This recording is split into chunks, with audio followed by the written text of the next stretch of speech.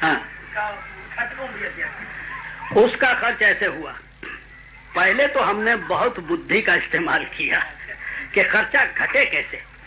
इसलिए हमने सब मुल्कों के पहले ये पता लगाया कि किस मुल्क में क्या देखने हमको जाना चाहिए। खेती और एलाइड सब्जेक्ट हम देखना चाहते थे, तो पहले तो देश छांटे ताकि उस तरह का रूट बनाया जा सके। और उसके बाद उनके राजदूतों को लिखा, जैसे अमेरिका वाले थे उनको हमने लिखा, आपके मुल्क में जितनी किसान यूनियन हैं सबके पते हमको दे दीजिए। अब हम एमपी थे, उन्होंने अब 11 यूनियन के पते हमको दे दिए। फिर हमने उन 11 यूनियनों को लिखा कि अपने पैसे से प्राइवेट टूर की शक्ल में कृषि और एलाइड सब्जेक्ट का अध्ययन करने के लिए संभावित इस महीने में मैं आपके यहाँ आना चाहता हूँ, आप मेरी क्या सहायता करेंगे।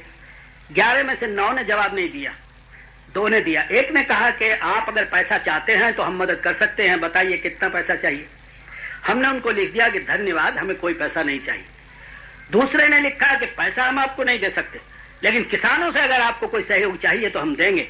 तो हमने उनको लिखा, धन्यवाद, यही हमको चाहिए।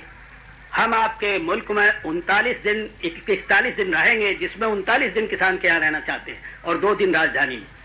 उन 39 दिनों में ये चीजें देखना चाहते हैं, तो आप हमारा टूर प्रोग्राम ऐसा बनाइए कि 39 दिन हम सिर्फ किसान के घर ठहरेंगे, किसी होटल में नहीं, किसी शहर में नहीं, और इन चीजों का अध्ययन करेंगे। वहां चुनाव होगा तो उसको भी देखेंगे, शादी होगी तो उसको भी देखेंगे, कोई मर गया तो उसमें भी शामिल होंगे, तुम्हारे तीज त्योहार रस्म रिवाज सब में शामिल होंगे। कृषि का अध्ययन करेंगे और कृषि से संबंधित उद्योगों का अध्ययन करेंगे। और उसके बाद उन्होंने टूर प्रोग्राम बना दिया। उनके यहाँ बस सर्विस में एक ही टिकट मिल जाता है, पूरे देश में बस सर्विस होती है, जौन सी भी बस सर्विस है, वो ग्रेहाउंड बस सर्विस थी। उसका $84 का टिकट बन गया, 3000 माइल का। किसान के घर ठहरते थे, उसी का खाते थे, उसी की गाड़ी में चलते थे, ढेला हमारा नहीं लगता था, क्योंकि हमने अकल के साथ वो टूर प्रोग्राम बनाया था। इसलिए 2 बड़े लाभ हुए, एक तरफ तो पैसा खर्च नहीं हुआ, और दूसरी तरफ जो अनुभव हमको प्राप्त हुए वो दूसरे किसी भारतीय को कभी प्राप्त नहीं होते, क्योंकि और सब वहां होटलों में ठहर के चले आते हैं। भाई, हम तो उनके घर रहे, उनके बीच रहे, उनकी सब बातों का पता चला। एक किसान ने हमसे कहा कि भारती साहब, हमारी सबसे बड़ी प्रॉब्लम यह है कि हमारी इस लड़की की शादी नहीं हो रही। हमने क्या, शादी नहीं हो रही आपके यहाँ तो लव मैरिज होती है। कहने लगे वही तो मुसीबत हो रही है हमारी। भाई, हमने कहा क्यों? कहने लगे ये किसी लड़के को पसंद करती है, फेल कर देती है। अच्छा, कुछ बात नहीं। जब वो सब उठ गए वहां से, तो बाद में उसकी पत्नी कहने लगी कि आप इनसे कह रहे हैं शादी तो आप नहीं होने देते अपनी लड़की की। उसने क्या, बाप रे बाप, तुम हमको तो इल्जाम दे रही हो, हम कैसे रोकते हैं? कहने लगे लड़की जिस लड़के को लेकर आती है तुम तुरंत हाँ कर देते हो, बहुत अच्छा लड़का है, और वो तुरंत ये कहती है कि मेरा बाप इतना दकियानूसी ख्याल का आदमी है। जब वो पसंद करता है तो लड़का निश्चित रूप में दकियानूसी है, ये मॉडर्न नहीं हो सकता, और वो उसको फेल कर देती। अरे तुम इनकार क्यों नहीं करते हो? अच्छा, तो उसके बाद हम घूम फिर के जब आए तो फिर उसकी लड़की की माँ ने कहा कि शादी तय हो गई अब उसकी। हमने कहा कैसे? कि इन्होंने इनकार किया, वो अड़ गई, हम तो इसी से करेंगे, शादी हो गई। अच्छा, अगर हम उसके घर नहीं ठहरे होते तो ये बात तो नहीं सामने आने वाली थी ना।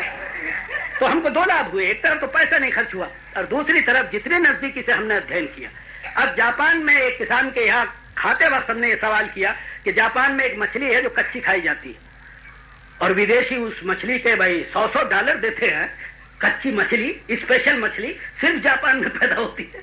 हमने उनसे कहा वो कैसी मछली है, कहाँ पैदा होती है? चुप। हमने क्या बात है? कह लगे झूठ तो हम बोलेंगे नहीं। हमने सच बोलिए, झूठ काहे बोलेंगे? सच बोलेंगे तो मेरे देश को घाटा होगा। हमने कहा हमारी वजह से, हम आपको विश्वास दिलाते हैं हमारी वजह से घाटा नहीं होगा। तब उन्होंने कहा कि दुनिया में कोई मछली ऐसी नहीं होती जो कच्ची खाई जाए, और जो मछली दुनिया में पैदा होती है वही हमारे यहाँ भी पैदा होती है।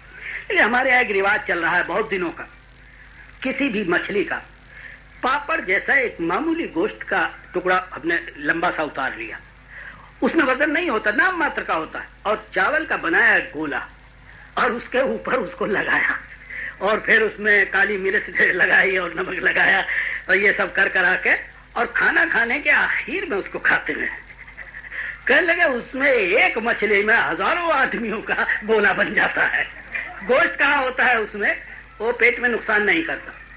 अब अगर ये बात हम औरों को कह दें तो हमारा वो धंधा बंद हो जाएगा जो अरबों डॉलर हमको मिलता है।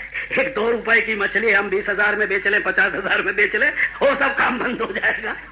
और लोग ये कहेंगे कि साले बड़े गंवार है, जिन मछलियों को हम तल के खाते हैं उसको कच्चा खा जाते हैं।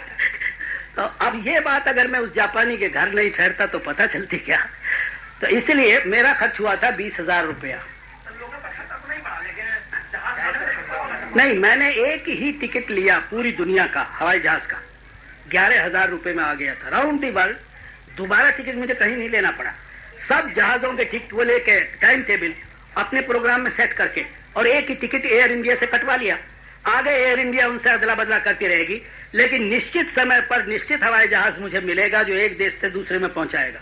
और मैंने इसका बात का ध्यान रखा कि यात्रा जो है वो या तो रात में हो ताकि दिन बच जाए काम करने के लिए, और अगर दिन में हो तो उसमें दोपहरा या शाम आ जानी चाहिए ताकि मुफ्त में भोजन मिल जाए करने के लिए। बड़ी अकल के साथ चला था भाई। 11,000 में वो लिया और 9,000 की विदेशी मुद्रा मिली थी। तो इस तरह से 20,000 में मेरा काम हो गया। और 20 के 20 मेरे पास थे नहीं, कुछ गन्ने की पर्ची बेची, कुछ लोगों से उधार लिया, और फिर 9,000 में से मैं बहुत सा सामान भी ले आया था जिसको बेचकर वो उधार बेवाक कर दिया। इस तरह से टूर प्रोग्राम हो।